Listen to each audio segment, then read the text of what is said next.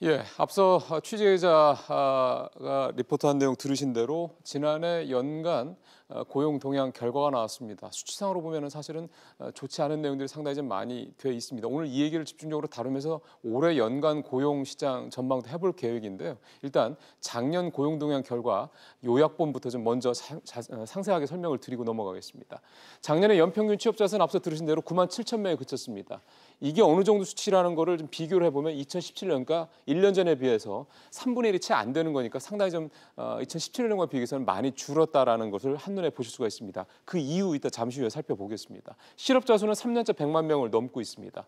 왜 100만 명이 실업자가 중요한 기준이 되느냐, 이 역시도 잠시 후에 전문가들과 얘기를 좀 나눠보겠습니다.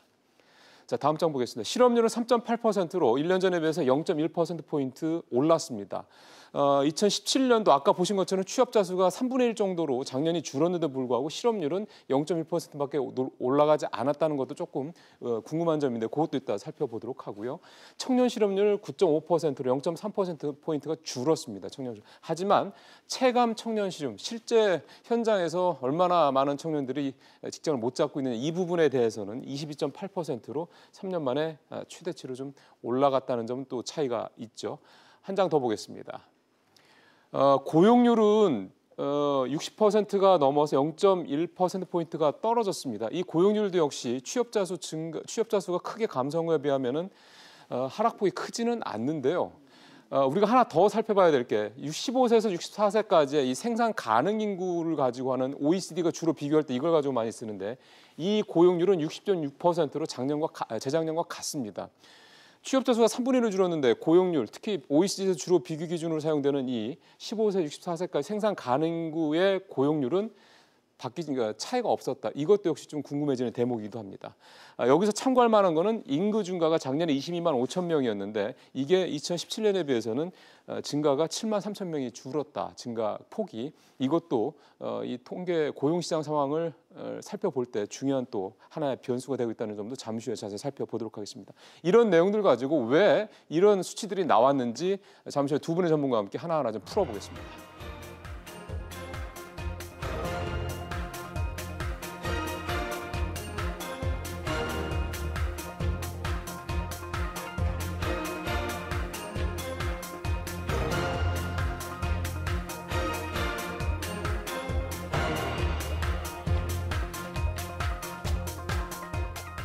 예, 오늘 두 분 저희가 모셨습니다. 한림대 최영기 교수님 나오셨습니다. 어서 오십시오, 교수님. 예. 그다음에 오늘 한 분 더 모셨습니다. 사안이 좀 중요해서요. 항공대 김강식 교수님 모셨습니다. 교수님 어서 오십시오. 첫 번째 질문부터 최 교수님한테 드리겠습니다. 앞서 저 표에서 제가 잠깐 말씀을 드렸는데 2018년도에 취업자 수가 연간 9만 7천 명 늘어났거든요. 평균으로. 그 전년도 2017년도에 31만 명이 넘었으니까 1년 새 3분의 1 이하로 3분의 1도 안 되게 이제 3분의 1만큼밖에 안 늘어난 건데 1년 새 차이가 너무 크다라는 부분에서는 어떻게 해석을 하고 계십니까? 고용 참사다 이런 표현들도 하는데 그렇더라고요. 그 정부로 봐서는 굉장히 뼈아픈 경제 지표죠. 성장률은 그래도 당초 목표보다 못 미치긴 했습니다만 나름 어느 정도 좀 방어를 했다 이렇게 보여지는데 성장률에 비해서 고용 실적은 아주 안 좋은 거예요. 그렇죠. 예. 특히 그 전해의 그 성장률이 물론 3.1%였다가 금년에 한 2.7% 이런 정도 그 정도 얘기하더라고요. 예. 예. 근데 3.1% 성장할 때 31만 개 일자리가 늘었는데 2.7% 성장하는데 10만 개 정도 분이 일자리가 안 늘었다. 그러니까 정부로 봐서는 좀 곤혹스러운 거죠. 그러니까요. 예. 근데 그거는 약간 전 3년도, 그러니까 2015, 16, 17년도 3년치를 이렇게 대비해서 보면 지난 3년 평균보다 한 20만 명 정도가 더 줄어드는 거예요. 네. 그러니까 정상적인 거를 보면 한 7, 8만, 예. 20만 개는 더 늘었어야 된다 그렇죠. 이렇게 보는데 그 20만 개가 어디서 줄었냐 그렇죠. 이거는 좀 얘기를 해봐야 될 부분입니다. 예, 알겠습니다. 이 부분에서는 우리 김 교수님한테도 같은 질문을 드렸으면 좋겠는데 교수님 해석은 어떻습니까? 취업자 수가 기존의 그 30만 명 증가해서 9만 명으로 3분의 1 또 채 안 되게 이렇게 그렇죠. 늘어났는데요. 고용 참사라고도 하죠. 근데 이제 그 내용을 들여다보면은 사실 더 큰 문제가 있습니다. 어떤 겁니까? 그나마 9만 7천 명 늘은 것도 대부분 다 정부 재정으로 늘었습니다. 아, 예, 예. 다시 얘기하면 그 주로 이제 공공부문 쪽에서 행정부문, 또 늘었다는, 국방, 농림수산업이고 순수 민간 분야, 순수 민간 시장에서는 오히려 15,000명이 감소한 걸로 그렇게 나와 있습니다. 그렇게 따지면 평균치기 때문에 그나마 10만 명에 가까운 수치가 나온 거지. 민간 사이드 쪽에서는 줄었습니다. 마이너스가 됐다. 이게 이제 김 교수님 설명이시고요. 근데 조금 그거를 이렇게 여러 방면으로 얘기할 수가 있는데, 네. 그러니까 정부 쪽에서 좀 디펜스하고 싶은 건 이런 점도 있을 거예요. 예를 든다면 2015년, 2016년도에 건설 투자가 굉장히 많았어요. 그랬죠. 뭐 8%, 9% 막 이렇게 나가다가, 그러니까 지난 3년 2015, 16, 17년도에 건설 투자가 평균 8%씩 연평균 8%였는데 2018년도 건설 투자가 마이너스 4%거든요. 네. 그러니까 이 부분에서 건설 인력이 한 12만 정도가 줄어요. 확 줄었다. 그러니까 이거는 2015년도에 전 정부 최경환 부총리가 경기가 떨어지니까 이 경기 관리를 위해서 부동산을 굉장히 부추기거든요. 그랬죠. 경기 부양을 한 거예요. 빚내서 집사라고 예, 했지 예, 않습니까? 예. 그래서 경기를 관리하고 고용을 관리해서 그 성과가 2017년까지 미쳤는데 2018년부터는 건설 투자가 이제 줄기 시작하고 문재인 고용도 정부에서는 줄고 SOC 투자도 많이 줄였었잖아요. 줄였죠. 예. 예, 그래서 그런 영향도 좀 있다. 그리고 예. 뭐 여러 가지 이제 뭐 최저임금 효과, 뭐 그런 것도 노동정책 얘기가 있겠지만 예. 업황 불황, 자영업의 어떤 사이클로 보면 마침 뭐 이런 친노동정책이 막 펼쳐질 때쯤에서 업황 불황이 같이 덮쳐있는 바람에 온팡 뒤집어쓴 측면도 있다. 사드 같은 거 얘기하시는 거죠 지금 쉽게 생각하면. 사드고 이제 자영업의 자영업 과잉 같은 과잉도 예, 한꺼번에 예, 좀. 예, 그렇죠. 지금 그래서 일부에서는 아까 그 표 좀 다시 한번 올려주시죠. 지금 표에 나오고 있습니다만 2014, 15, 16 요때 자영업자들이 대거 늘어난 영향도 좀 있거든요. 그렇습니다. 그때 그 은퇴자분들이 상당히 자영업 쪽으로 많이 갔다라는 그 부분 때문에 저기 취업자가 늘어났다는 그런 통계도 있기 때문에 그런 부분도 좀 감안할 필요가 있는 것 같습니다. 교수님, 김 교수님 하실 말씀 있으신 것 같은데. 예, 그 우리 이제 산업 구조적인 측면도 있고요. 아까 건설업 있어서 지금 건설업에서 고용이 많이 줄어들었고, 그리고 그 우리 이때까지 그 성장 엔진을 했던 자동차 산업, 또 조선 산업, 해양 산업 제조 쪽, 기존 이 부분이 제조업들이요. 이제 예. 지금 뭐 경쟁력 약화로 구조조정을 하다 보니까 거기에서 이제 인력이 많이 감소한 그런 측면도 있는 건 분명합니다. 이제 그럼에도 불구하고 또 우리 간과할 수 없는 부분은 어떤 정부의 그 노동 정책, 고용 정책 이러한 것들이 결과적으로는 우리 이제 고용 감소에 영향을 미치지 않았나 뭐 이렇게 볼 수 있을 것 같습니다. 예. 조금 디테일한 부분들 몇 가지만 좀 살펴보겠습니다. 아까 저도 좀 그 부분을 좀 의문점이다 얘기를 했는데요. 고용률을 한번 보면은요. 지금 작년에 고용률이 정부 일반 고용률 같은 경우는 0.1%포인트가 떨어져서 60% 초반대고요. OECD가 주로 쓰는 생산 가능 인구 고용률 같은 경우는 2011년과 같았단 말씀입니다. 근데 아까 우리가 처음에 얘기했던 것처럼 취업자 수는 3분의 1도 안 되게 줄었고요. 그럼 이 부분과의 상호 연관성에 대한 두 분의 해석을 좀 들었으면 좋겠습니다. 최 교수님 먼저 어떻게 보십니까? 그러니까 15세 이상 전체로 하면 약간 줄었죠. 네. 약간 뭐 0.1%. 0.1% 줄었죠, 전체로 약간 하면. 줄었고. 그러니까 고용률이 그냥 유지가 되려면 우리 인구 구조를 보면 네. 한 15만 정도 늘면 기존의 고용률은 유지가 될 것 같아요. 왜 그러냐면 경제활동 인구가 연간 한 15만, 그러니까 생산 가능 인구가 한 25만 늘고 예. 그 중에 경제활동 인구가 한 15만 정도 늘거든요. 예. 그러니까 15만 정도 늘는데 거기서 15만 정도의 취업자가 취업자 늘어나면 증가한다 하면 고용률은 그냥 그대로 유지가 될 수 된다. 있는 거죠. 근데 이제 15세부터 64세까지 끊으니까 그 고령자 65세 이상이 사실은 취업자가 많이 늘었거든요. 이번에 많았어요. 예, 작년에. 예, 2018년도에. 그래서 그 디테일한 어떤 그거는 뭐 확실하게 그 원인은 뭐 분석하기 어렵겠지만 그냥 정체 상태, 뭐 고용률이 정체 상태인데 이거는 굉장히 비정상적인 상황이다. 그렇죠. 정상적인 상황이라 볼 수는 분명히 없을 예, 겁니다. 예. 김 교수님 어떻게 해석하십니까?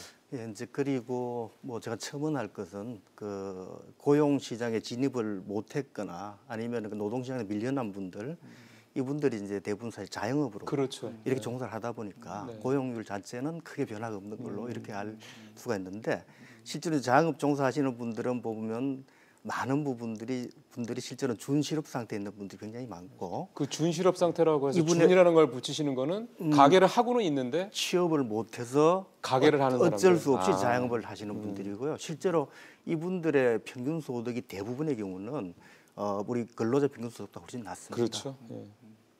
그 정부에서 작년 고용 동향에 대해서 평가라는 것들을 살펴보면 그렇습니다. 첫 번째는 인구 통계학적인 문제, 생산 가능성이 줄었다라는 이런 부분들 얘기를 하고요. 두 번째는 이제 온라인이나 무연 이런 기술 발전의 영향이 크다 이렇게 얘기를 좀 하고 있습니다. 정부의 작년 고용 시장에 대한 해석도 좀 두 분의 평가를 좀 들어봤으면 좋겠습니다. 그러니까 인구 구조 자꾸 얘기를 하는데요. 그거는 사실 궁색한 설명입니다. 인구 구조는 뭐 2017년도 인구 구조하고 2018년도 인구 구조하고 1년 사이가 얼마나 차이가 있겠어요. 그거는 뭐 그리고 미리 다 예측되는 부분이기 때문에 예.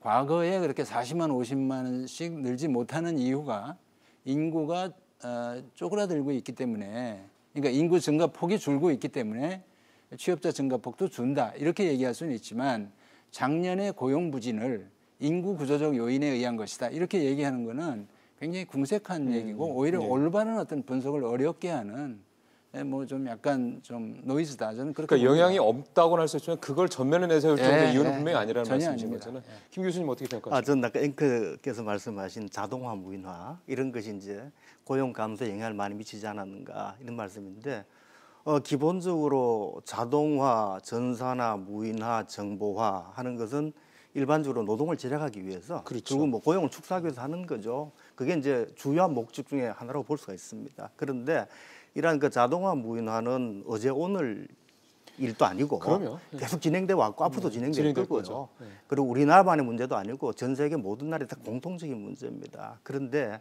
지금 왜 우리 자동화, 무인화가 지금 이야기되냐 하면은 한국에서 최근 1, 2년 사이에 이러한 그 자동화, 무인화가 급속도로 도입이 되면 특히 노동 집약적인 업종들, 네. 그 취약 업종들 여기 그 도입이 되면서 그 부분에서 굉장히 많은 고용 감소, 노동 감소가 일어난 거죠. 네. 그래서 그 문제는 뭐냐 하면 이제 특히 이제 그 사회적으로 취약하신 분들, 그 노동 능력이 좀 취약하신 이런 분들이 자동화, 무인화에서 대체가 네. 되고 있고 예. 결국 사업주 측에서는 자동화, 무인화하는 것이 그렇게 함으로 해서 노동 비용을 절약할 수 있기 때문인데 이건 이제 다시 얘기하면 노동 비용하고 그 자동화에 따른 비용하고 관계에서 볼 수 있을 것 같아요. 그래서 노동 비용이 급격하게 오르다 보니까 최근 1년 사이에 이런 자동화, 무인화 시스템이 급속도로 더 도입되지 늘었죠. 않았는가 이렇게 볼 수 있을 것 같습니다. 예.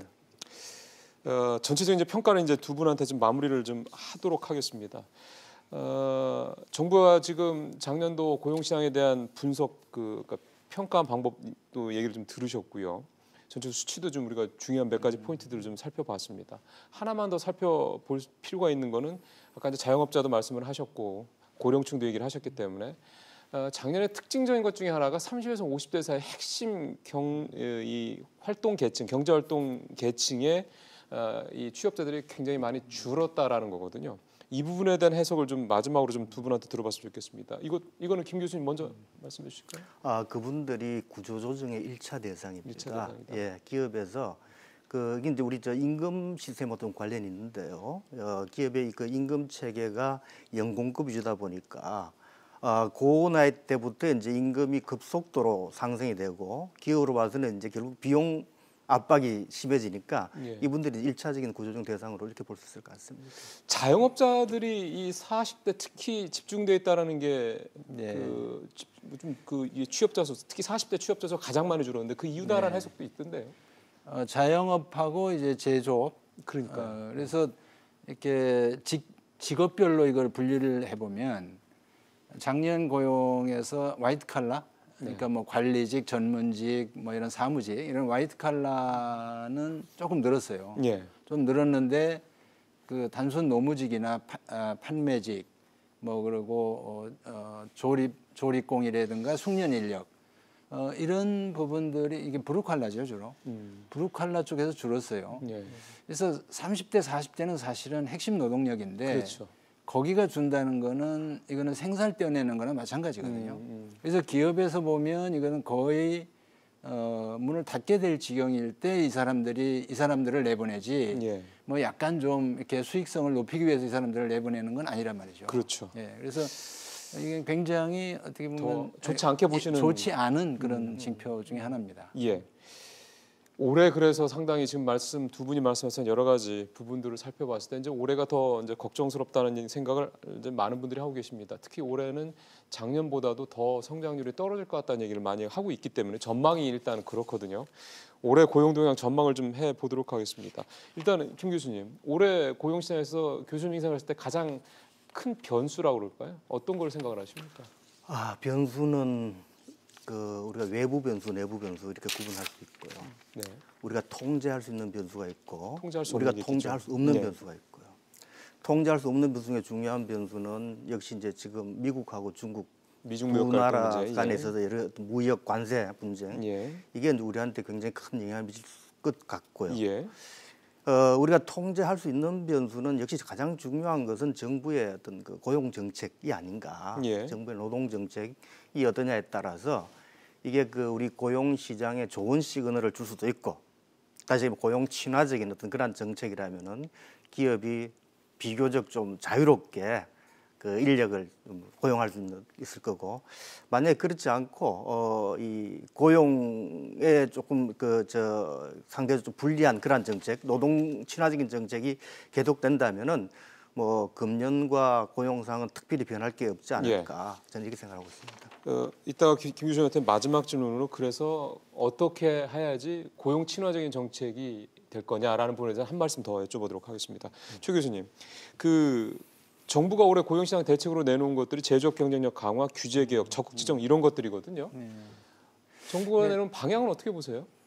정부도 좀 다급하게 생각을 한 것 네. 같고요.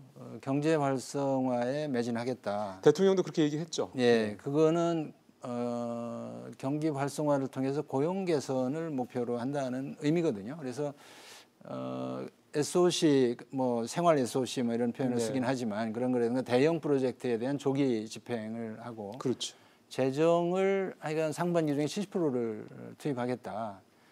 재정 확대가 작년보다 한 3%포인트 정도 늘었어요. 그래서 그것도 어떻게 보면 고용 개선에 좀 기여를 할 것 같고요.